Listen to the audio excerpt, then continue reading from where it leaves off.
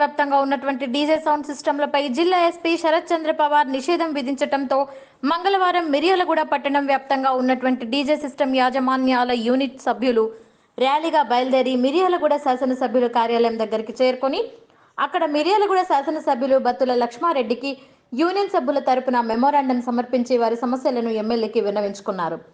సమస్యలను విన్న ఎమ్మెల్యే స్థానిక డీఎస్పీతో ఫోన్లో డీజే యజమానుల సమస్యలు చెప్పడంతో పై అధికారులతో మాట్లాడి సమస్యను పరిష్కరిస్తానని తెలియపరిచారు. దీంతో డీజే యజమానులు సంతోషం వ్యక్తం చేశారు. డీజే లేదు, బ్యాండ్ చేస్తున్నాం మేము అనేసరికి ఇప్పుడు మాకున్న యూనియన్ మొత్తం మా కుటుంబాలు మొత్తం రోడ్డున పడాల్సి వచ్చింది.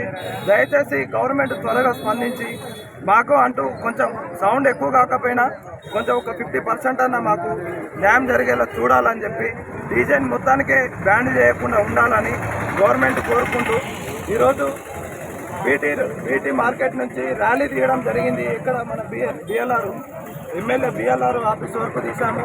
ఎమ్మెల్యే గారిని కలిసాము.